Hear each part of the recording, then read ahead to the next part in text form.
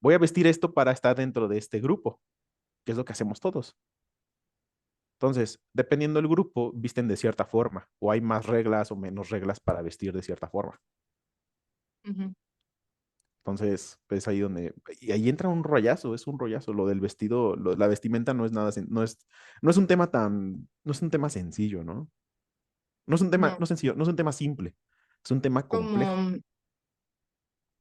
como también vi un,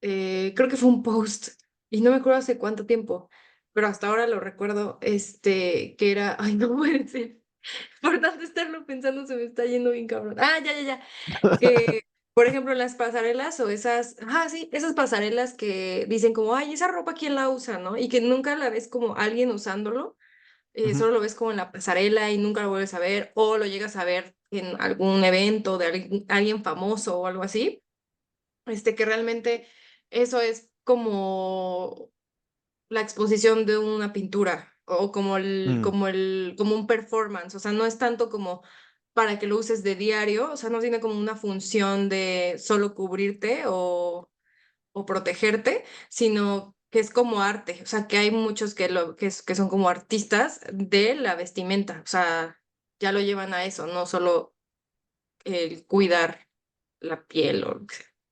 claro, estoy pensando, por ejemplo, en la comida, o sea, en la cocina. ¿Cuándo llega la alimentación a, ser a llegar a, ser a tener un nivel estético, ¿no? O en este Ujú, sentimiento, un sentido de sublimación. Quítale nada más lo estético, también una idea de trabajo, ¿no?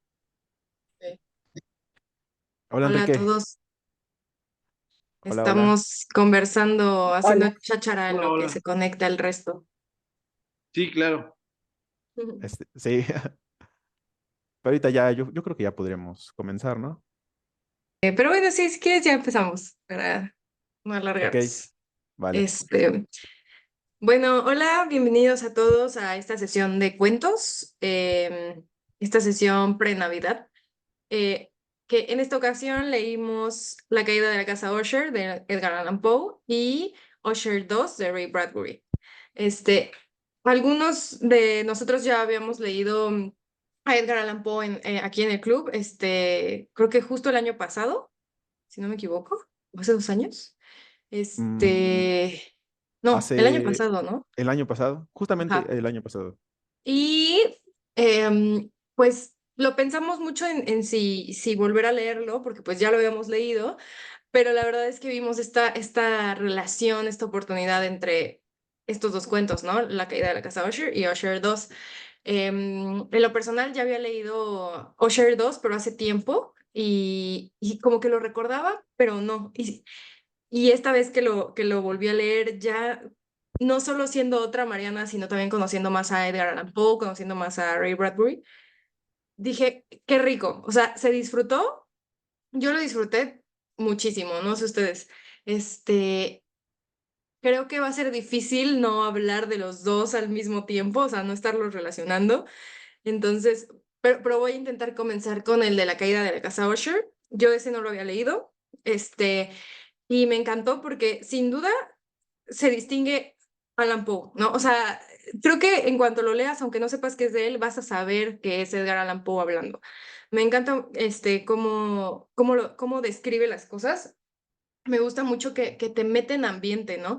Que incluso hay oraciones que se te pueden llegar a complicar, que porque usa palabras muy precisas o palabras que no conocemos, pero una vez que lo vuelves a leer en conjunto con todo el párrafo que viene, ya te da una idea y te da todo un marco de lo que te va a presentar.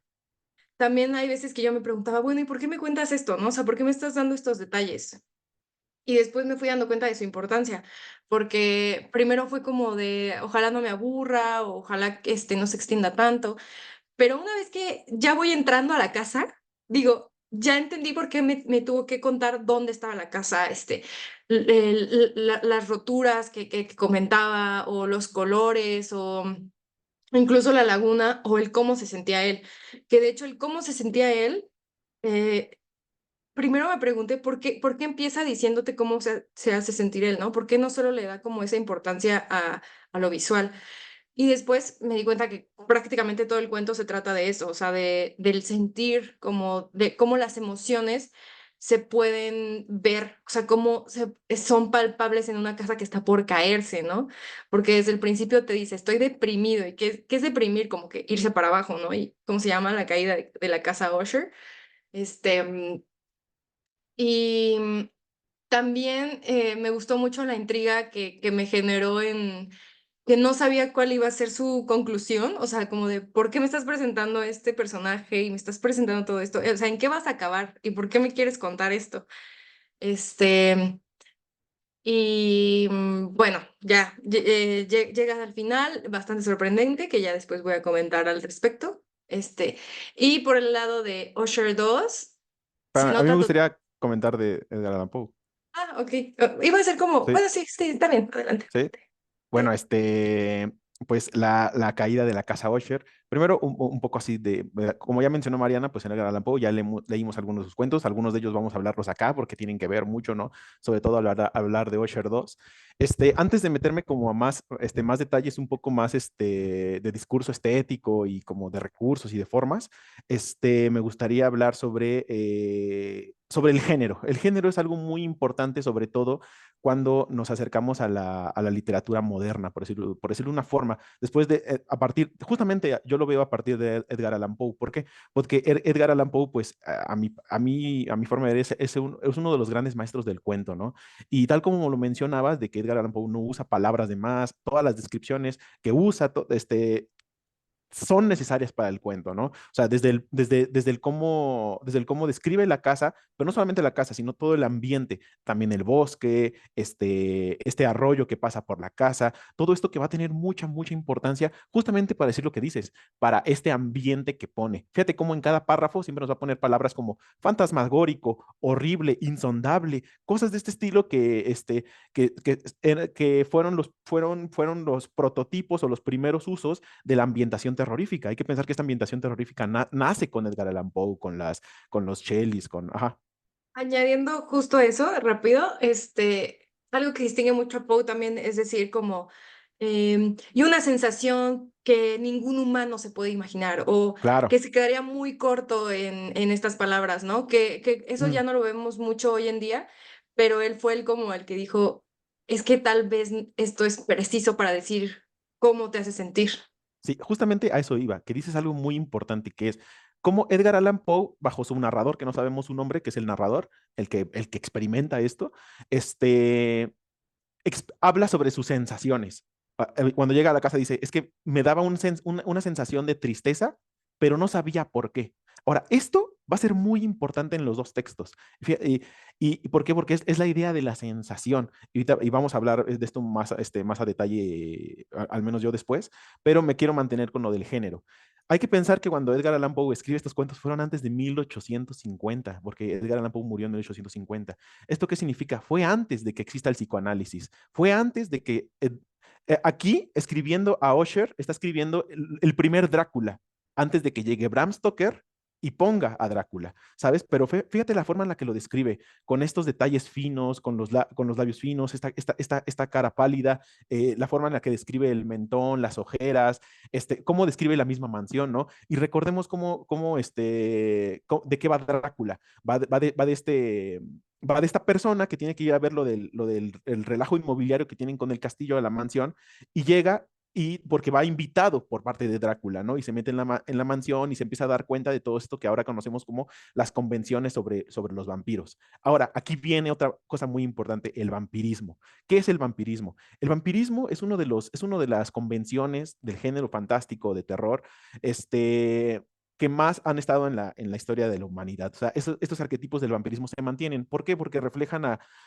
en este caso, en Usher, reflejan a esta sociedad monárquica, incluso burguesa, de familia de abolengo, de familia de gran estirpe, de mucho legado. El mismo Usher estaba en esta decadencia de la familia, ¿no? Él ya no tenía al hijo Usher que vaya a seguir con el legado. Entonces, la misma casa resiente esto, ¿no?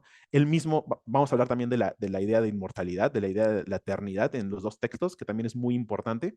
Y y como es Usher, este, que trae a su amigo, que es la única persona que lo puede llegar a entender un poco, pero ¿quién es el amigo, no? Y aquí es donde donde me gustaría poner el personaje de el lector, que es un escéptico, y en los dos cuentos existe. El escéptico es el amigo de Usher y esto en el cuento de Poe y en el cuento de Bradbury es Garrett. Son los escépticos. ¿Quiénes son los escépticos? Somos nosotros, que somos los lectores que nos vamos a adentrar en el texto. O sea, adentrarnos en la casa, adentrarnos en este ambiente, adentrarnos a ver qué es lo que qué es lo que el texto dice y qué es lo que el cuento lee, ¿no? Entonces, así como hay algo muy interesante que hace Bradbury, que a mi parecer lo que hace Bradbury es una genialidad, pero para meternos en lo que hace Bradbury es, sabe todo, sabe de lo que habla el cuento de Edgar Allan Poe. Y el cuento de Edgar Allan Poe habla sobre los mismos libros y habla Y sobre no la solo de relación, ese. no, no solamente de ese, pero habla sobre la relación entre la realidad y la fantasía, que no es un texto de ficción, sino habla de esta dicotomía, ¿no? Y sobre el margen y dónde entra y dónde se acaba. Entonces, cuando el escritor, perdón, cuando el lector, que somos nosotros, estamos entrando a la casa de Usher, que es el castillo de Usher, Usher es el escritor, Usher es el que va a traer la fantasía. Entonces, me gustaría poner con estas dos palabras y pasarles la palabra ya para poder después entrar en otros temas. Bueno, siguiendo con lo del escéptico, el mismo narrador del cuento de Edgar Allan Poe dice al principio, ahí como decía, sobre esto de las sensaciones, dice que él era un escéptico y que su superstición va aumentando. Y a medida que su superstición está aumentando, ahí dice, la ley paradójica del terror, que es que a medida que tu superstición va aumentando, esta va aumentando en rapidez a medida que va aumentando tu superstición. ¿Qué significa esto? Que a medida que tú estás leyendo un texto, que es de fantasía, que es una ciencia ficción, que es una ficción, perdón, te vas adentrando en esta misma ficción, en estas leyes que el texto te va poniendo. Entonces te las vas comprando, te las vas comprando, te las vas comprando, hasta meterte, hasta dejarte completamente dentro de la literatura, en este mundo, que va a ser muy importante hablarlo después, en este mundo subjetivo, estético, artístico, creativo, que después se va a ver censurado en Usher 2, ¿no? Entonces, y como en el cuento de Edgar Allan Poe, lo que perdura es la magia, la idea de magia como una convención dentro del género fantástico, a diferencia de en Usher 2, que no es la magia y es la ciencia ficción. Y luego hablaré sobre esta relación tan intricada que tienen y cómo estos cuentos se mueven en esta relación, ¿no? Pues paso la palabra, pero hay varias cositas que me gustaría comentar, ¿no?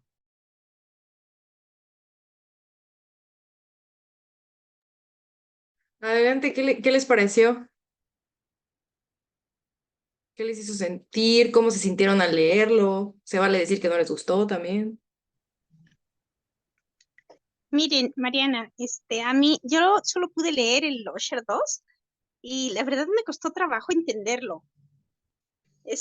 Lo leí, lo releí y bueno, al final me encantó esto que dice Luis, ¿no? Como el autor te describe todo detalle que te hace entrar a un mundo fantástico, imaginario, ¿no?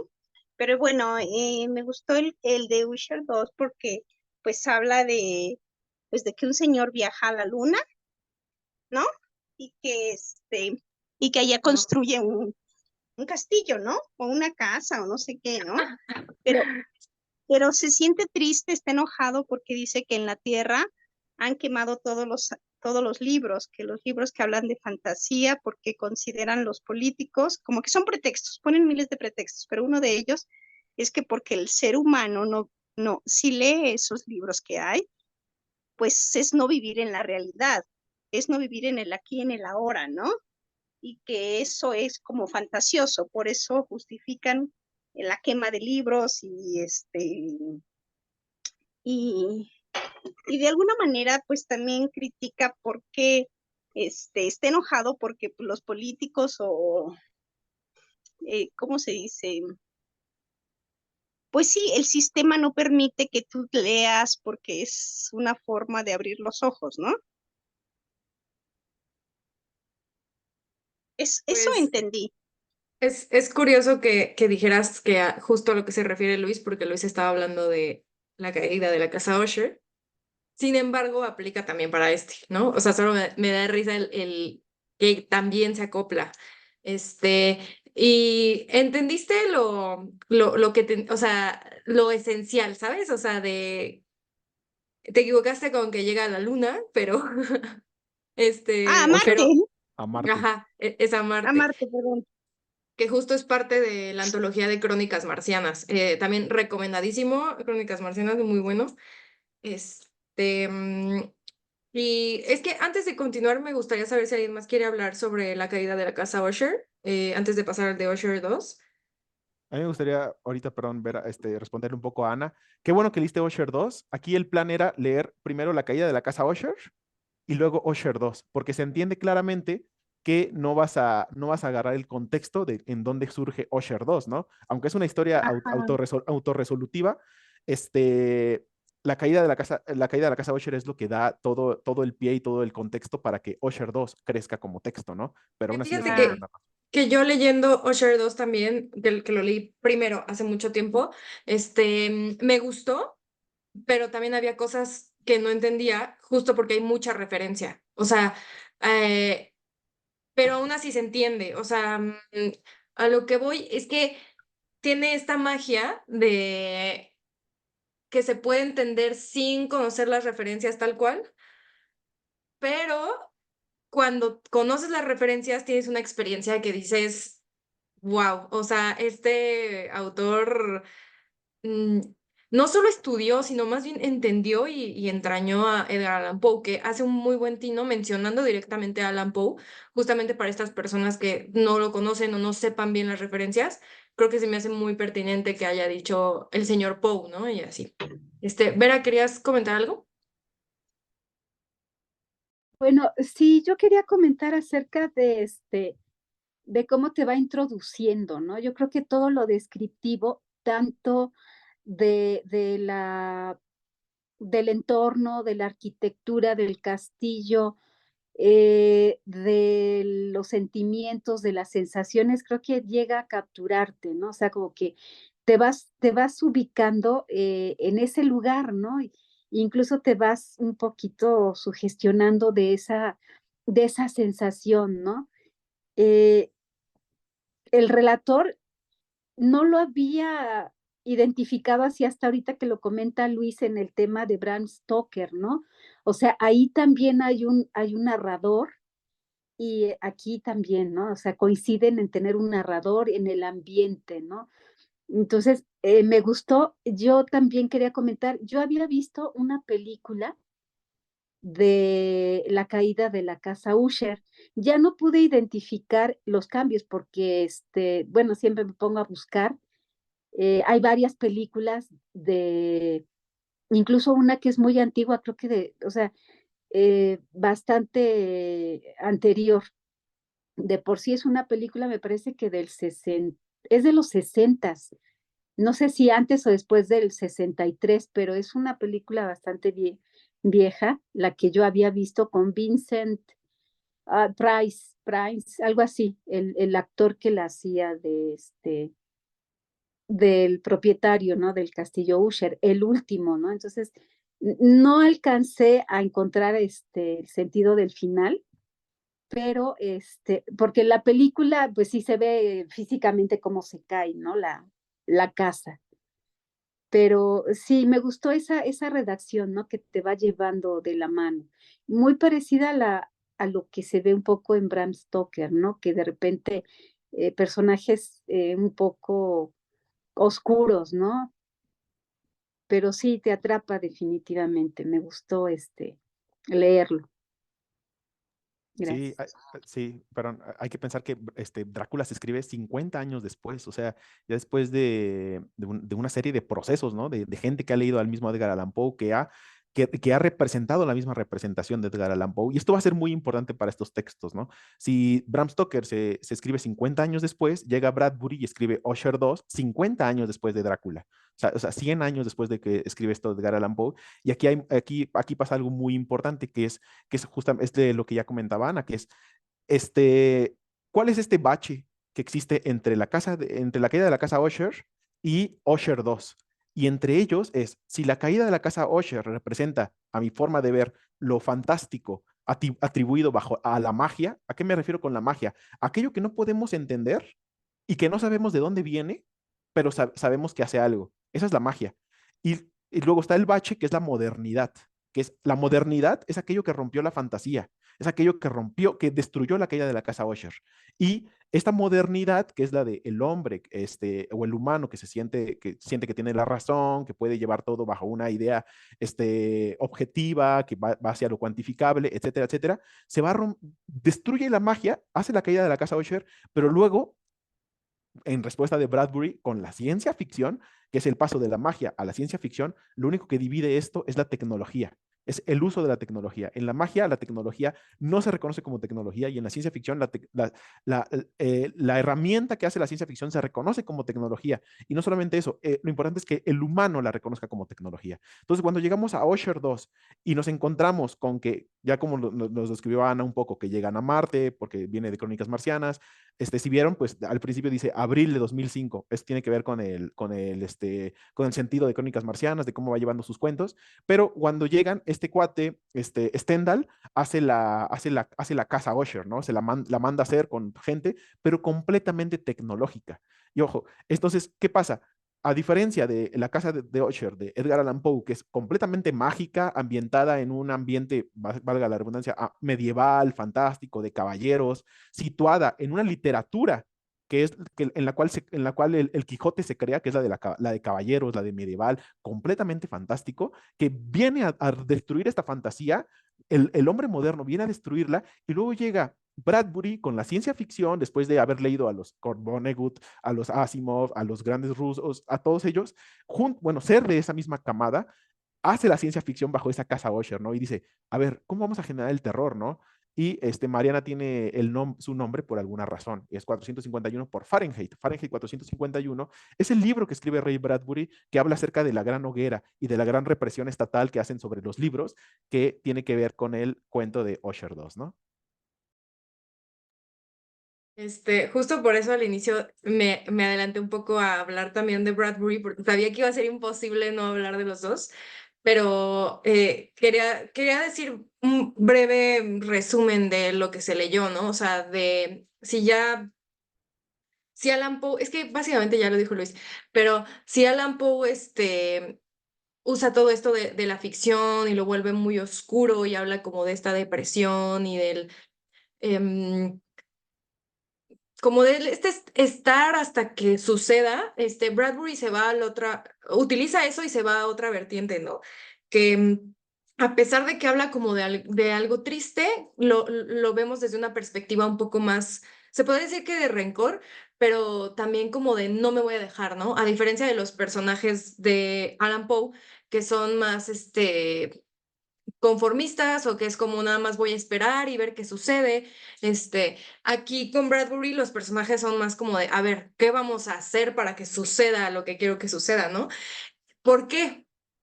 Bradbury nos lo dice, o sea, ya sabe lo que sucedió con Alan Poe, o sea, él ya leyó a Alan Poe, e incluso a Garrett, al que viene al inspector, le dice, si tú hubieras leído, no hubieras caído en esto.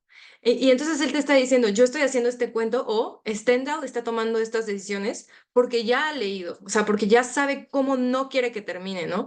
Es que no sabe cómo va a terminar, pero sabe que no quiere que termine como la caída de la casa Usher, tal cual. Entonces nos llegamos a este punto que, justo como lo menciona Luis, si en uno era la magia, aquí es la ciencia, ¿no? O la tecnología. Que ahora, o sea, antes cuando no entendíamos cómo sucedía algo, era como, no, pues ha de ser magia o ha de ser un brujo o algo así. Ahora se nos ocurre como, tal vez es Bluetooth, o tal vez es por un robot, o tal vez tal, ¿no? Y Bradbury lo marca de una muy buena forma. Este, algo que hay muchísimas, es que, si no es que todo, hay muchísimas cosas que se relacionan, ¿no? O sea, que totalmente Bradbury dijo, ¿cómo puedo hacer un Alan Poe, pero de ciencia ficción? Este, por ejemplo, se habla del legado, todo este legado que Alan Poe menciona que se va perdiendo y de que está triste y de que los Usher, Bradbury lo toma como de este legado está por perderse y Stendhal no quiere que se pierda, él quiere dejar o cuidar de ese legado, ¿no? Y no es solo no es solo a los políticos claro que tenían que ver, los menciona, pero también son gente de poder, ¿no? O sea, que representaban una voz en no queremos que sigan leyendo estas fantasías. ¿Por qué? Porque al leer fantasías, pues sí, claramente te hacen pensar afuera de lo que ellos quieren que pienses. Si existen estos libros que te hacen volar fuera de la realidad o fuera de donde estás, vas a saber que hay algo, que hay una forma de vivir distinta a la tuya, y eso es lo que no quieren. Y, y me encanta también esa referencia que hace como de la hoguera y de lo que se quemó, porque alguien que, o sea, bueno, si no es que la mayoría de las personas ya conocemos o hemos escuchado hablar de Fahrenheit 451, me encanta que no solo referencia a Alan Poe, sino que también se referencia a él mismo y a muchos otros, porque también habla de Tweedledum y Tweedledum, y me encanta que también hace mucha referencia, no solo en los personajes, sino también en lo que sucede, ¿no? Por ejemplo, los que leímos la muerte de no, ¿cómo era? La muerte roja, de Alan Poe, nos habla de un castillo en donde hay una fiesta de máscaras y todos traen, y hay salas de varios colores, y lo mismo hace Bradbury, ¿no? También lo del reloj, lo del péndulo, el péndulo también lo leímos, todo eso que al lector no solo ayuda a empujar la historia, sino que al lector le fascina encontrarse, o sea, que es como de, sí, yo sé lo que va a suceder ahí, y lo usa de una manera muy bien, o sea, no solo los mete por meter, él sabe cómo empujar la historia con todas estas referencias. Algo que me sorprendió, bueno, que me pregunté, no, que me pareció gracioso, fue que se habla de la casa Usher como un castillo, o sea, siempre dice como, y el castillo y así, pero se llama la casa Usher, ¿no? Entonces, para los Usher era una casa, pero realmente era un castillo. Y luego llegar con Bradbury y decir, estoy construyendo la casa Usher, pero sigue siendo un castillo porque hasta te habla de Rapunzel, habla de cómo también los nombres importan mucho, o sea, y a lo que voy es de que si uno cataloga algo como casa, va a creer que nada más es una casa, pero realmente era un castillo, que también tiene que ver con los libros, ¿no? Como en la literatura, se quemaron cosas malas, pero ¿por qué malas? O sea, tú lo catalogaste como malas, ¿no? Y hasta el señor que le construyó la casa y Stendhal le contaba y le hacía referencias, él no sabía de qué estaba hablando. Y yo me quedé así como de, ¿cómo? No, ¿cómo crees que se perdió? Y por eso Stendhal estaba tan molesto. Pero ahorita Fíjate- seguimos comentando de más cositas. Sí, fíjate que es interesante cómo am, mm, es que pasa algo muy interesante. ¿Qué es esto? ¿Qué es de lo que vengo hablando? Cuando decimos la casa de Usher, ¿qué significa esa casa? ¿Sí?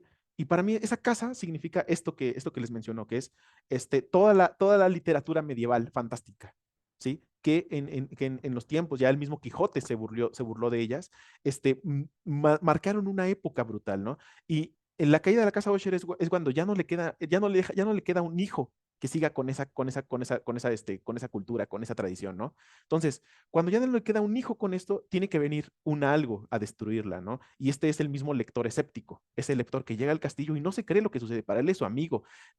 Pasan todas cantidad de magias, espectros, mujeres, muertos, vivos que renacen, íncubos, una tempestad en la casa, y este cuate el lector, que somos nosotros, o sea, los que entramos a la casa, nos damos cuenta y decimos, no, es que esto no es magia, o sea, se da por esto y esto y esto y esto y esto y esto y esto y esto, y ahora lo sabemos, pero la misma casa no puede dejar eso, y siempre lo voy a decir hasta que cambie de opinión, y los libros hablan sobre libros, y ya desde el texto de Poe hablan sobre libros de antes, ¿no? Hablan sobre el libro que está la tempestad y está el amigo, está Usher con el lector, y cuando está la tempestad en la noche, y le dice, te voy a leer algo para que te tranquilices, te voy a leer esta obra que es de medieval, ¿no? Y le empieza a leer, y a medida que está leyendo, las cosas que están sucediendo suceden en la casa.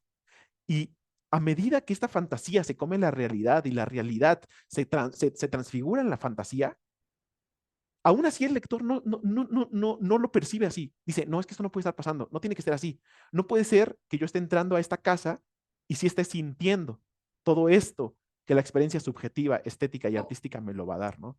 Como lo que le hace a Garrett y a todos los visitantes, Exacto. que le A dice, a eso. ver, dime este diálogo y tal vez te dejo salir. Y lo dice. Y él así como, tal vez no estoy entrando a esto, tal vez si lo Sí, digo me deja salir. Y es como de, no, o claro. sea, El estás bar, dentro del cuento. O sea, eso, todo lo que te estoy contando se va a volver realidad. O sea, el cuento es eh, este.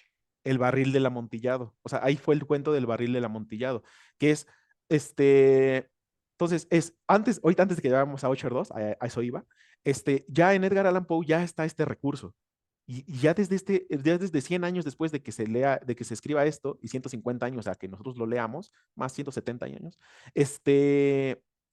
am, Edgar Allan Poe ya usaba esta idea de el texto representa al texto en sí. Entonces, cuando Usher le pedía un texto, cuando llega el amigo y le empieza a contar esto de que el dragón, que el caballero, que con la masa y que con el... De hecho, todo esto está sucediendo en la casa, entonces no se da cuenta de cómo él se está involucrando, se está inmiscuyendo en la historia, a tal punto que lo que está sucediendo en la realidad. Pero sobre todo pasa algo muy importante, que es que la misma realidad es vengativa. ¿En qué sentido? De que supera la misma ficción y le dice al humano, hey, ¿tú crees que esta es tu imaginación? ¿Crees que esto es lo desconocido que te va a dar terror? Porque fíjate cómo el escéptico entra al mundo de magia medieval, pero le genera terror porque le genera un desconocimiento, porque no sabe lo que va a suceder. Ahora vayamos a Osher 2, ¿sí? Ya te adelantaste un poco, que es tal cual esto, pero en lugar de que sea la fantasía, es la ciencia ficción, es Westworld, es Jurassic Park, es robots llegando al centro del espectáculo, juntando gente y siendo vengativos contra aquellos con los que se están riendo, aquellos que los están representando, aquellos que le están haciendo su holograma. Entonces, cuando la representación se ve representada y esta representación ataca aquello que la representó, no sé si aquí fui muy abstracto, pero cuando sucede esto, genera un golpe vengativo, de decir, ¿por qué? Porque están reafirmando quién es el real, ¿sí? Cuando los robots matan a sus personas que en carne y hueso, ahí se están rebelando contra aquello que las está representando y aquello que es la idea del original. Entonces, cuando hace esto Bradbury, él está diciendo y se está preguntando, bueno, ¿cuál es la casa de Usher original? ¿Por qué mi cuento no puede ser el original? ¿Por qué es el de Edgar Allan Poe? ¿A quién le pertenece esta originalidad, no? ¿A quién le pertenece esto? Y pues hay varias cosas. Adelante, Ana. Rápido, Por- lo chistoso es que decían, ay, el que se está muriendo soy yo, a ver, quiero ver. Adelante. Oigan, Es aquí de lo que menciono, perdón, de cómo la misma realidad supera la ficción. oigan, ¿y no creen que también en Usher 2 el autor critica la modernidad? O sea, ¿cómo describe dice, los humanos que son sexuados pero no tienen sexo, los humanos pero que no son humanos? Y pues cómo menciona y describe aquellas personas que bajan de cada cohete así, sociólogos, científicos, pero sin embargo no creen en lo que no es objetivo, ¿no? O sea, todo lo que no esté basado en el método científico no existe, ¿no? Como que no les cuestiona por qué no creen en la fantasía, en lo no real, en lo no tangible, ¿no? Pues justamente tocaste algo súper retórico y muy bien acertado de Bradbury, que es como de, estoy enfrentándome con robots porque nos están prohibiendo imaginar, nos están perdiendo ser humanos y entonces en qué los vuelve, en lo que quieren ser, los vuelven robots. O sea, es como, si tú mataste toda esta literatura, toda esta fantasía, toda esta magia de los libros, entonces yo también voy a matar toda tu literatura, toda tu fantasía, toda la magia que un humano puede tener y te voy a convertir en un robot. Sí, la relación es completa. Justamente eso es a lo que me refería. ¿Cómo pasamos de la caída de la casa Usher, que es el cuento de Edgar Allan Poe, que es la fantasía? Va una línea entre la fantasía, es la realidad bajo la idea del hombre moderno, y después llega Bradbury a decir, fíjense cómo nosotros nos creímos que había una verdad, etcétera, etcétera, y viene lo de la posverdad y todo este asunto, y llega Bradbury para decirnos, no, fíjense cómo ahora que ya rompimos la magia, que es como ya matamos a Dios, viene de esto mismo, es ahora lo que nosotros creamos, que es la materia, o sea, por eso tiene mucho que ver con la naturaleza, que es en la caída de la casa Usher, la naturaleza es la que le pone este ambiente fantasmagórico y la misma construcción con sus pilares, cómo están colocadas las maderas, todo este asunto, es lo que llega a dar, y a través de los años, que esto es muy importante, ahorita voy a hablar de eso, la casa Usher se mantiene, pero se mantiene ya en este momento exigüe, decrépita, etcétera. ¿Y qué pasa con Usher 2? Que es lo que comentas, Ana, tal cual. Es, ya que llegó el hombre moderno y rompió con estas subjetividades, con este atributo a lo estético, con esta idea de que esto no te va a dar un verdadero conocimiento, esto no te va a enseñar cosas, llega Stendhal haciendo su casa Usher en Marte, y trae a todas estas personas que son hombres de tratados y de estudios, porque son logos, todos son logos, los pone a enfrentarse contra esta razón y le dice, a ver, fíjense cómo los voy a poner en esta situación, que ahora ya no es la fantasía, ahora la vemos como una ciencia ficción, porque hablamos de robots, etcétera, etcétera, y, o sea, vinculada al hombre, al humano haciendo eso, y cómo estos objetos y estos aparatos rompen al humano, que es lo que se llama como la venganza de los objetos. Eso es un término que se da bastante, ¿no? Además, habla algo de lo que está sucediendo ahorita prácticamente, ¿no? Que es irse a Marte, como Bradbury te dice, estas personas, o sea, los filósofos, etcétera, etcétera, ¿no? Los que llegaron, estas personas llegaron a Marte hasta que alguien más, o sea, hasta después de que alguien ya había venido, barrió todo, limpió todo, dejó todo como ellos querían y hasta ese momento llegó. ¿Y esto qué quiere decir? Que ni siquiera ellos se hacen responsables o se hacen cargo o sea, no se ensucian las manos, ¿no? O sea, es como de, yo doy las órdenes y yo te digo lo que es correcto y lo que no, pero no van y pisan ese lugar al que se refieren, ¿no? Entonces, no es tanto que ellos quieran crear su mundo, sino solo quieren dar órdenes, ¿no? O estar como en esta realidad que quieren esculpir, pero sin siquiera ellos ser los escultores, o sea, sin siquiera cuestionarse el por qué quiero así la vida, ¿no? Este, se me fue lo que iba a decir. Y ahí lo importante también de cómo Bradbury, incluso el cuento empieza igual que, o sea, bueno, empieza citando al cuento de Alan Poe, que, o sea, yo los leí seguidos y entonces leí el de Alan Poe y luego el de Bradbury y dije, espera, estoy leyendo el mismo y me di cuenta que no, nada más era una cita, este, lo cual está padrísimo porque lo está evocando, ¿no? Incluso Bradbury hace muchísimos guiños de fantasía bueno, todo, ¿no? Ciencia ficción, pero en esta, por ejemplo, está recitando o leyendo La caída de la casa Usher mientras se está construyendo. Entonces es como de vamos a evocarlo como un ritual, vamos a hacer que esto, que es justo lo que decía Luis, ¿no? Te estoy contando y sucede lo del dragón, o te estoy contando y te estoy matando, ¿no?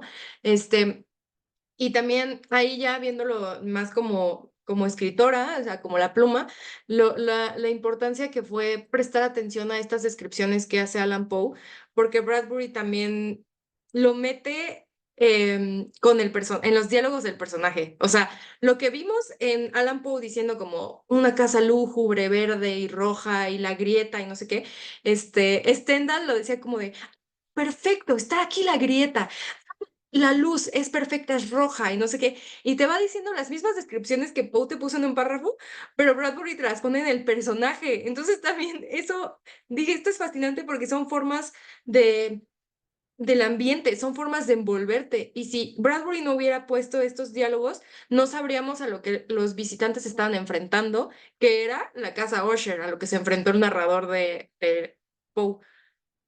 Claro, y fíjate lo importante que es, o sea, ¿qué es eso que se quema?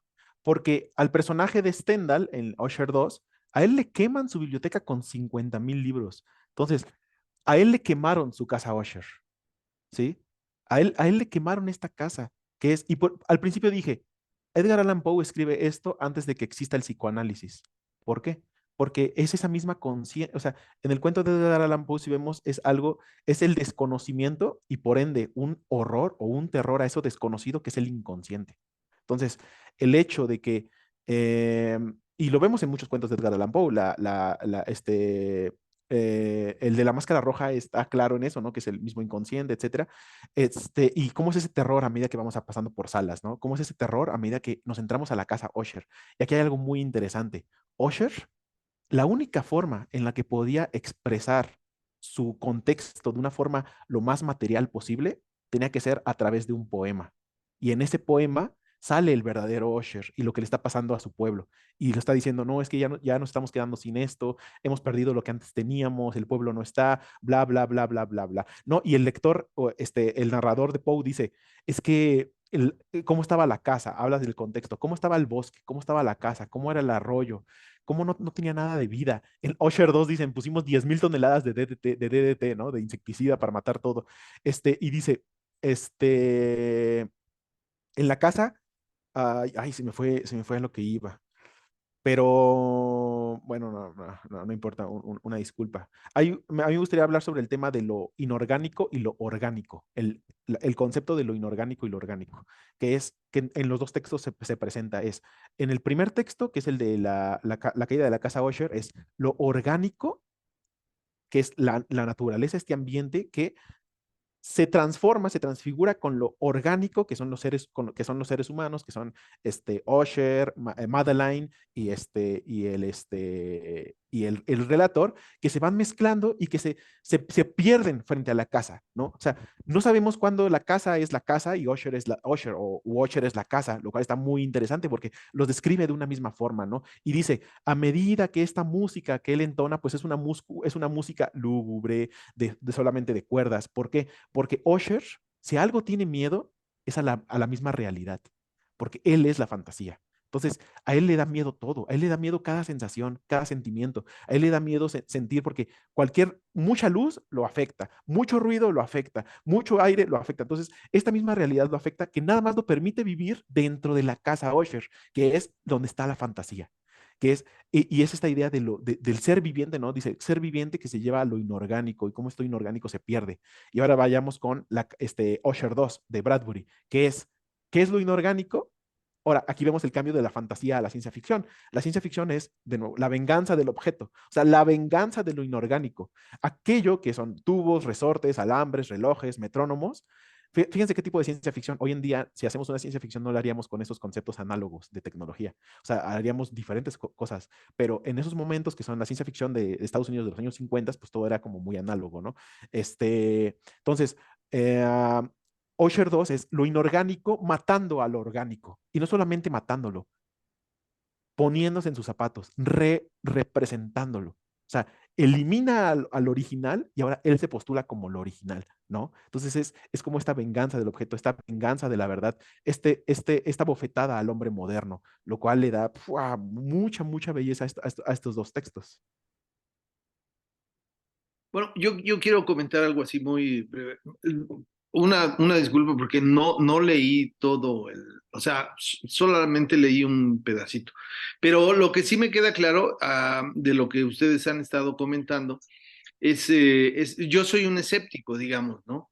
Pero sí me queda claro que, digamos, la realidad va persiguiendo a la fantasía. Es decir, la fantasía se va volviendo realidad al final, ¿no? Y esto, así es como, digamos, que ha avanzado la ciencia incluso, ¿no? Entonces, por eso, una gran virtud que tiene la ciencia ficción o la fantasía, pues es esa, ¿no? De adelantarse, ponerse en el futuro y siempre, de alguna manera, la realidad va atrás de esa fantasía y la va convirtiendo en presente, ¿no? Ya no en futuro, sino va siendo presente. Esa creo que es una gran virtud. Y por otro lado, bueno, la cuestión estética la descripción que hace Edgar Allan Poe del paisaje, de los personajes, pues también es fantástica, ¿no? Yo hace mucho leí a Dostoyevsky y él hace una descripción también, claro, en ámbitos, digamos, distintos, pero la riqueza de la descripción en un cuento, una fábula, en una historia, creo que eso también enriquece mucho la imaginación del lector y permite precisamente alcanzar otros mundos, ya lo decían, otras realidades, otras verdades, y que eso es lo que, digamos, tiene la virtud de la literatura o del conocimiento humano, en el que muy difícilmente tenemos vivencias de todo lo que es el conocimiento humano, pero que a través de la literatura se puede alcanzar, ¿no? Ese sería mi comentario. Gracias, muy buenos comentarios. Me despertaron varios pensamientos como, por ejemplo, la fantasía y la ciencia ficción son muy parecidos y yo cuando pienso en fantasía como que suelo relacionarlo como con historias muy como medievales, como que lo relaciono con la antigüedad y la ciencia ficción lo relaciono con el futuro, lo cual me sorprende porque no necesariamente tiene que ser así, ¿no? O sea, pero creo que o sea, la ciencia ficción más bien fue como la evolución de la fantasía, porque es básicamente lo mismo, nada más que lo plantean con tecnología que ya se le hace un poco más explicable o un poco más posible a las personas más allá de la magia, que es algo que no Lo, logran explicar. lo único que cambia es la intervención del humano Ujú. en cuanto al efecto que da la magia o la tecnología de la ciencia ficción, pero el efecto puede ser el mismo, ¿sabes? Sí. Entonces, Eh, es la Pero intervención del humano. también fíjate que yo, perdonen, no, adelante. es que era lo que quería yo comentar.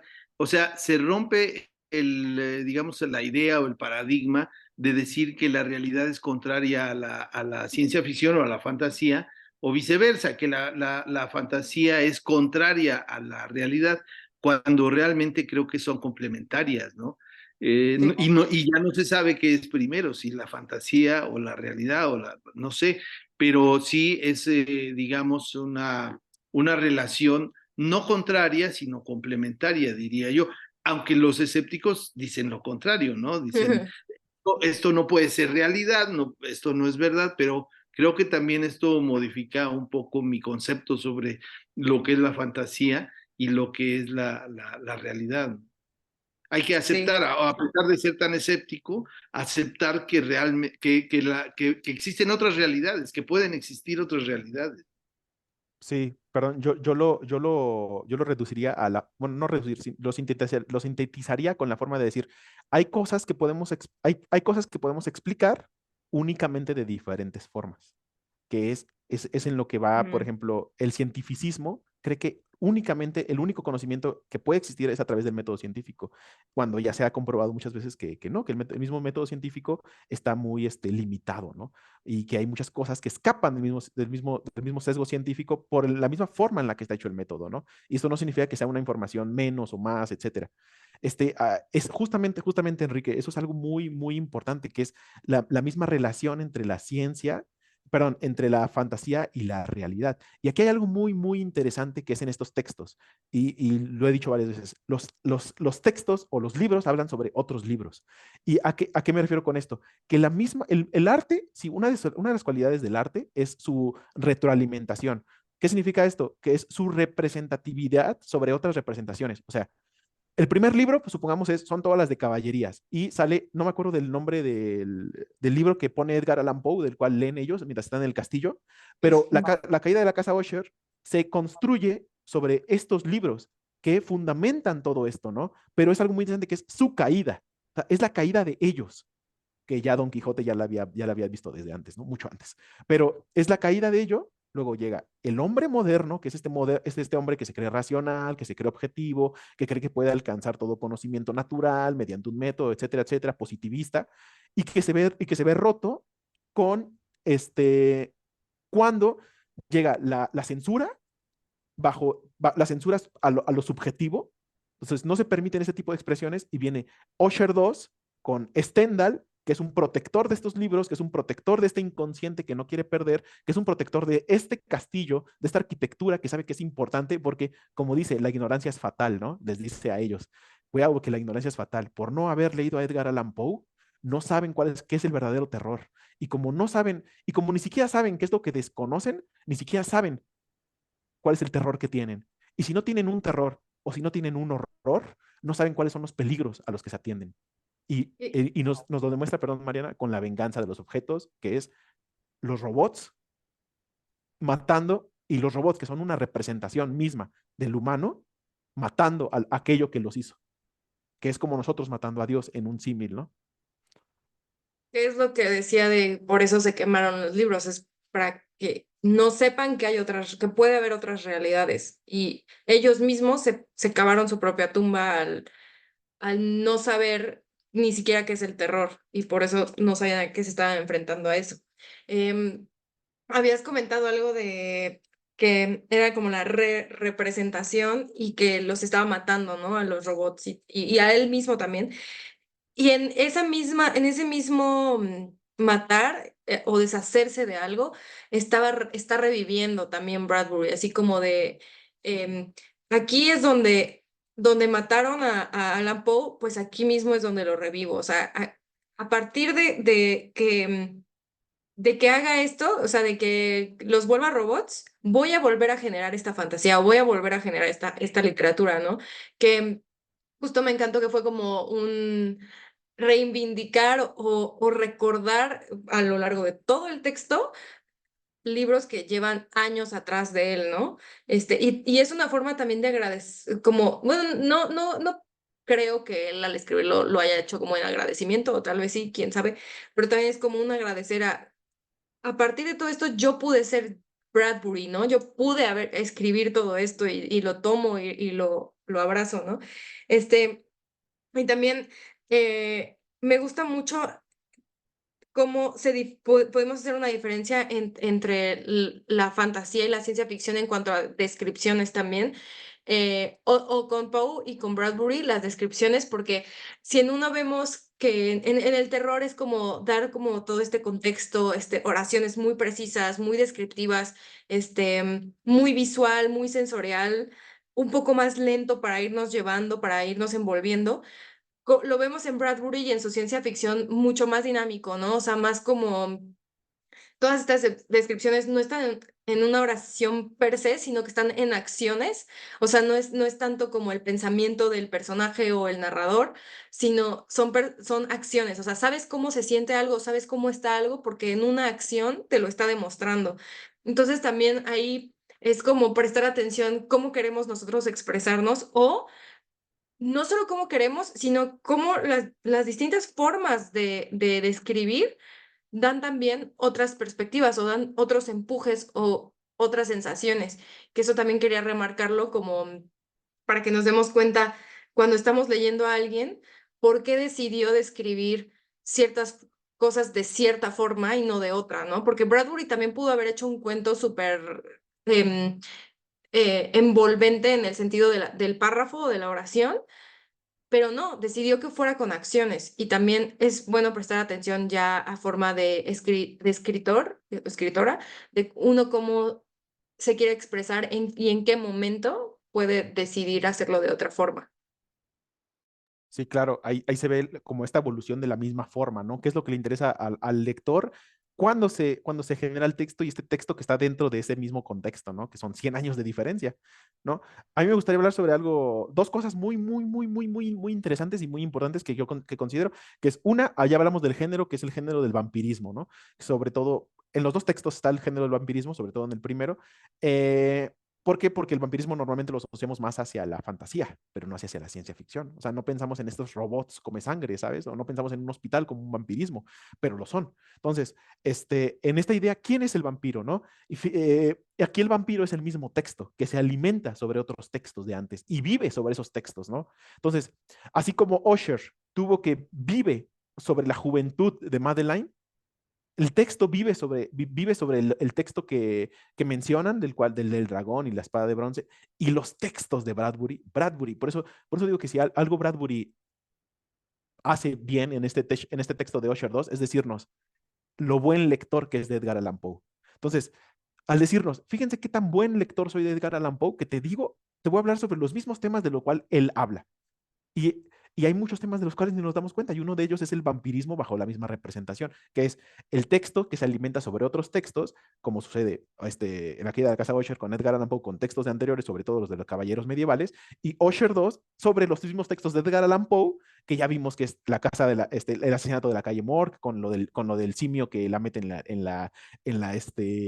con lo del mono que la mete en la chimenea, vimos lo del barril del amontillado, todo, Péndulo. el péndulo, la máscara de la muerte roja, que es muy importante porque el castillo. Entonces, aquí vemos, si ya leyeron la muerte de la máscara roja y leyeron la caída de la casa Usher, es el mismo castillo. O sea, entonces, ¿cuál es esa fiebre, no? ¿Cuál es ese problema que tiene? Entonces, es ese mismo vampirismo que tienen los textos sobre ellos, ¿no? Y hay otra cosa muy importante y por eso digo que Bradbury se define como un excelente lector de Poe, porque uno de los temas que Poe habla es la inmortalidad, que viene dentro de la idea del vampirismo. Y esta Que yo inmortalidad lo dije como legado. Ya, perdón.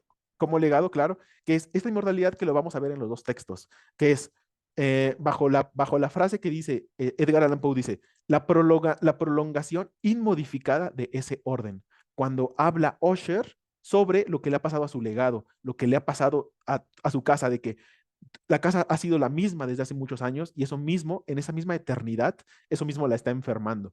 Y cuando vemos a el cuento de Usher 2 de Bradbury que dice, el realismo o el aquí o el ahora o el infierno, ¿no? El aquí y el ahora, que es la inmortalidad, que es la eternidad, que recuerda a otra gran novela de ciencia ficción, esta vez por Asimov, contemporáneo de Bradbury, que es El fin de la eternidad. Y el problema que puede tener la eternidad y cómo se puede ver desde la fantasía y cómo se puede ver desde la ciencia ficción y los problemas que puede llegar a tener y los problemas filosóficos que trae sobre cada persona. Y no solo eso, los problemas morales, porque si hay algo aquí es la policía moral que Bradbury, de la cual a la cual achaca, a la cual ataca, que es la quema de hoy en redes sociales, la gran hoguera, la gran censura, etcétera, etcétera, etcétera, ¿no? Y estos temas, por eso digo Bradbury como un gran lector de Edgar Allan Poe, ¿no? Y es curioso que mencionaras el fin de la eternidad, porque justo yo iba a hablar de El fin de la infancia, que es de Arthur C. Clarke, contemporáneo también, ciencia ficción. Es que no sé cuándo es spoiler y cuándo no, pero es que está muy bueno El fin de la infancia, recomendado, Arthur C. Clarke. También habla mucho sobre cómo habla de bibliotecas, también, una gran biblioteca. Y cómo se utilizan estas bibliotecas o se dejan de utilizar para ya sea crecer de una forma u otra. Entonces, ahorita que tú lo relacionaste con eso, fue como de, entonces tal vez yo también lo pueda relacionar, porque sí me lo despertó, pero no sabía cómo unirlo. Y creo que tiene mucho que ver con el la, pues sí, con la eternidad, ¿no? O sea, como con el legado, con la mortalidad, con Piensa en qué Peter Pan, decidimos, qué decidimos llevar más, ¿mande? piensa en Peter Pan. Eternidad, infancia, el fin de la eternidad, el fin de la infancia, la eterna juventud, Sí. vampirismo, ¿sí? O sea, ese fin de la infancia es ese darte cuenta de que eres un ser temporal y que vives esclavizado bajo ese contexto temporal. Y bajo ese tiempo que hagas lo que hagas, no vas a poder escapar de ese mismo tiempo, ¿no? ¿Y qué pasa cuando quieres escapar de esto? Pues recuerda otros textos como recuerda Borges, recuerda El Inmortal, recuerda todos estos, ¿no? Y que es básicamente eso, ¿no? Y que ¿qué es lo que voy a mantener? Quiero mantener mi biblioteca, mi enciclopedia, mi casa Usher. Pero, ¿qué va a suceder, no? De hecho, básicamente, a interpretación mía, esto no sé si considerarlo spoiler porque no es algo que te dice el libro, pero algo que yo interpreto es que en el fin de la infancia ya no existen los niños, ¿no? O sea, ya es como ¿para qué quieres tener infancia si no la vas a usar? Entonces, también es como, em, ¿para qué necesitamos? o sea, un mensaje que da Fahrenheit, por ejemplo, o esta hoguera, es que las personas creyeron que ya no iban a utilizar esta literatura, o sea, que ya no iban a utilizar esta fantasía. Entonces dijeron, pues ya, vamos a quemarla. ¿Pero por qué? Porque ni siquiera se dieron la oportunidad de o no le quisieron, no quisieron entrar a estas bibliotecas y ver qué otras realidades existían, como el recordar cómo es ser niño, ¿no?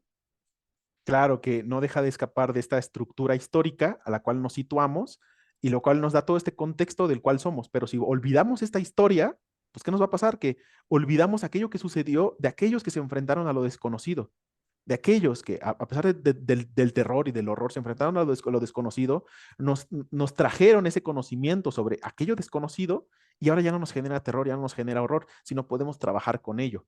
Pero cuál es el extremo a ello que podemos trabajar? Es la ciencia ficción, ¿no? O sea, es ese miedo bajo el conocimiento del objeto, de la materia, que la modificamos hasta ella incidir sobre nosotros, ¿no? ¿Qué es lo que pasa con estos mismos textos? Maravilloso. Que justo Bradbury lo lleva al extremo, o sea, es como un 1984 de Orwell, nada más que llevado a un, vamos a quemar todos los libros, o sea, no solo a censurar ciertas palabras y ciertos pensamientos, porque también en 1984 no solo se censuran palabras en los periódicos, sino también hay policía moral, está el gran hermano que te está revisando todo el tiempo a ver si pensaste mal o si obraste mal. Entonces también es muy, o sea, vemos toda esta coincidencia en estos autores. ¿Saben?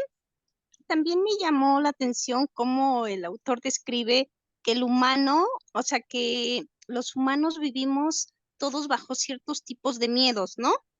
Que como, pues, lo que decía ahorita Luis, que o Mariana, que muchas veces, no disfrutamos el aquí y el ahora porque estamos llenos de miedos, pensando siempre en el futuro como un futuro catastrófico, pero me llamó la atención eso que decís que mira, los humanos estos sufren de este miedo, esto de este humano, pero a todos los clasificó que todos vivimos como un mundo, en un mundo de miedo y muchas veces sufrimos más en lo irreal que en lo real. Pero igual, o sea, eso que dices es muy interesante porque no es solo el vivir el aquí y el ahora y el que no lo puedo hacer porque estoy preocupada por otras cosas, sino, o sea, sí, pero también el por qué estoy preocupada por otras cosas si no puedo vivir el aquí y el ahora, ¿no? O sea, ¿qué es lo que me está apabullando tanto que no puedo consentir un presente? O sea, que es como de siempre estar pensando a futuro y no ver representado lo que quiero ahora. Fíjense Ujú. fíjense que hay algo muy interesante aquí. Y aquí es donde tenemos que ponernos un poco más de lector activo. ¿Y a qué me refiero con esto? Que es, podría parecer que eso nos quiere decir el texto, pero lo voy a cambiar y de hecho lo voy a decir todo lo contrario, que es, situémonos en la época en la que se escribe Usher 2, que es, ¿quién lo escribe? Ray Bradbury es un estadounidense, escritor de ciencia ficción, y en esos entonces, en esos 50, en los años 50, la ciencia ficción era una ciencia ficción que sí tenía sus problemas filosóficos, morales, etcétera, éticos, etcétera, pero sobre todo, si algo veía, era,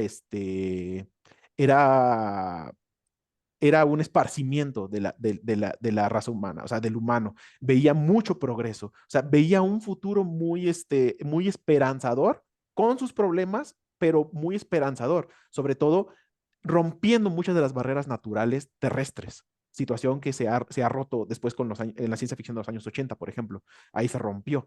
Pero si lo vemos desde la óptica de los años 50, ¿qué es lo que dicen? Es, no, nosotros que ahorita estamos en un momento de esplendor americano donde podemos gastar, etcétera, etcétera, etcétera, y les dice, no nos demos cuenta de eso porque nos estamos censurando nosotros mismos. Lo que tenemos que hacer es proyectarnos hacia este futuro. Y a medida que nos proyectamos hacia este futuro, no podemos olvidar todo lo que estuvo detrás de nosotros. ¿Qué es detrás de nosotros? Edgar Allan Poe, con sus textos, con los textos de caballería, con los textos medievales. Y bajo la idea del progreso textual y literario, de la novela, del cuento, se extrapola a a una idea progresista de la vida, de expansión, de crecimiento, etcétera, etcétera, etcétera, etcétera. Entonces, es muy interesante si nos deslindamos del contexto al que se sitúa el mismo texto, ¿no? Entonces, y podría llegar a ser confuso. No, esto no deja de ser una interpretación, esa es mi interpretación, ¿no? Pero y por eso creo que hace mucha, no hace mucha, pero sí hace crítica incidente, tanto Bradbury como Edgar Allan Poe, ante esta pelea contra el Carpe Diem, ¿no? Ante el aquí y el ahora. Justo, es que lo dijiste mejor que yo, porque justo a eso me refería con que no es tanto el que solo sea el aquí y el ahora. Creo que justo critican eso, porque no se está, o sea, porque nos estamos, más bien, en ese cuento expone cómo se están tratando de deshacer del pasado. Entonces también no es que es más una crítica, deja de pensar que solo existe tu presente, porque está el pasado, o sea, aquí te estás viendo, si tú hubieras tomado en cuenta tu pasado, no estarías en esta situación en este momento. Y también lo que iba con esto que estamos tan preocupados todo el tiempo, mm, no nos deja estar en el presente porque no hemos hallado ese ¿qué voy a hacer después? Porque no nos sentimos relacionados con nuestro presente, o sea, con esta realidad, o sea, no sabemos qué otras realidades puede haber. Y creo que la ciencia ficción se basa mucho en eso, que justo a Asimov yo lo veo súper positivo, o sea, súper esperanzador. Las veces que yo lo he leído, digo, no, definitivamente no soy de su generación, porque, o sea, ahorita lo único que se me ocurre de ciencia ficción son cosas súper distópicas, súper tristes, y Asimov siempre nos veía como vamos a salir adelante y nos vamos a volver una raza única, y, ¿sabes? O sea, como, ¿cuál es la ciencia ficción de ahora? No lo sé porque no la he leído y ahora me dieron ganas de ver cuál es, que creo que va a ser muy distópica, siento. Ajá. De hecho, la ciencia ficción de estos últimos años es distópica, ¿no? Basada en los Sí, Juegos del Hambre, Divergente, la invasión de los mundos, todo este asunto. pero esa es Pero ciencia ficción. claro, claro que es ciencia ficción, por supuesto. Tiene todas las convenciones de la ciencia ficción. Entonces, y es muy distópica, pero esto es de los años 2010 para atrás. Ah, Blade Oye, Runner y esas cosas, ¿no? Blade Runner es ochentera. Blade Runner, Star Wars, que plantean un futuro, un futuro después de una situación apocalíptica en la cual se da mucho el reciclaje, en la cual se da mucho como las ciudades y las metrópolis abarrotadas, sucias, trémulas, todo eso es ciencia ficción ochentera. Ujú. Entonces, ¿qué fue en respuesta a la ciencia ficción cincuentera? ¿Sí? Pero la ciencia ficción de los 50 acababa de salir la Segunda Guerra Mundial, Estados Unidos se ponía como la potencia mundial globalizada, la policía de la policía del mundo, se veía mucha situación de progreso, etcétera, etcétera, etcétera. Aquí la contestación sería, por ejemplo, la ciencia ficción rusa, que la ciencia ficción rusa tuvo su época de oro en los años 20, en los años 30, que fue justamente después de la revolución, y cuando estaban empezando con la Unión Soviética, etcétera, etcétera. Entonces, esa ciencia ficción es la Unión Soviética. Luego nos iríamos a la ciencia ficción de Estados Unidos, y hoy en día, a mi forma de ver, tenemos que irnos a la ciencia ficción de China. Yo por eso proponía el problema de los tres cuerpos, de Cixin Liu, su antología de cuentos, etcétera, etcétera. Entonces, es ahí a donde tenemos que dirigirnos, pero no solamente eso, tenemos que hacer nuestra propia ciencia ficción latinoamericana y nuestra propia ciencia ficción mexicana, porque eso nos va a permitir contemplar diferentes realidades a las cuales nos podemos proyectar y nos podemos encaminar y quitarnos de europocentrismos, americanismos, americanocentrismos, igual de Asia, de China, etcétera, ¿no? Entonces, eso es lo que nos tocaría a nosotros. Una ciencia ficción que hable sobre esta creencia de que lo mejor ahora es energías limpias aquí, ¿no? Ajá. Pero fíjate en dónde estamos nosotros en ciencia ficción, porque nosotros venimos del realismo mágico. O sea, para nosotros fue tan difícil. Sí, eso es Es, a lo que es- iba, como que dijiste ciencia ficción y me fui realismo mágico y dije, no, pero eso no es precisamente ciencia ficción. Bueno, no es ciencia sí ficción. es. Viene de la misma fantasía, pero viene de este momento en el que el latinoamericano, ya en un mundo moderno, pero latinoamericano, no acercándose a ello, no saca la fantasía de él, sino lo hace realismo mágico. O sea, vive con ello a medida que vive con el hombre moderno o con el humano moderno. ¿Cuál va a ser cuál va a ser la respuesta a la ciencia ficción latinoamericana? Quizás un realismo, Tecnológico. una ciencia ficción mágica o algo así. ¿sabes? Sí, sí. Entonces, ahí estaría lo interesante, que sería así como latinoamericanos o personas que, a pesar de que hay una gran tecnología, pero que no la llegan a entender, que para ellos es magia, pero para otros humanos es tecnología. Entonces, ahí sería como este asunto y veríamos muchas de las cosas, ¿no? Venga, Este, chicos, a escribir nuestra ciencia ficción. sí, y sobre todo aquellos que pudieron leer los dos textos, fabuloso. Aquellos Y que nada quienes no, más, háganlo.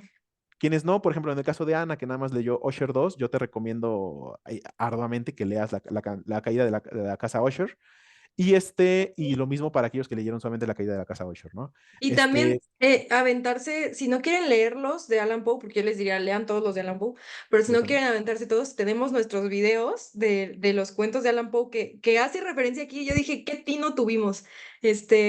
Lean, vean los videos y también se van a dar una empapada súper a gusto. Sí, bueno, de Edgar Allan Poe, pues ya sabemos, tiene sus crónicas extraordinarias o narraciones extraordinarias.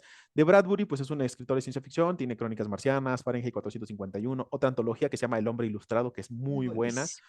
Entonces, Mariana fue la que decidió que leyéramos estos dos textos seguidos, sobre todo por esta oportunidad de palabras, de frases y de ideas que podíamos hilar entre estos dos textos, y a mí me pareció una magnífica idea, y pues invitarlos a leer estos dos textos, ¿no? Gracias. Pues Bye. buenas noches, estuvo muy Hasta padre. luego, buenas noches. Sí, yo la verdad lo disfruté bastante. Pues muchas Sí, gracias y no, gracias a entonces ustedes. nos vemos el próximo miércoles. Que descansen. Buenas noches. Hasta luego, buenas noches. Hasta luego.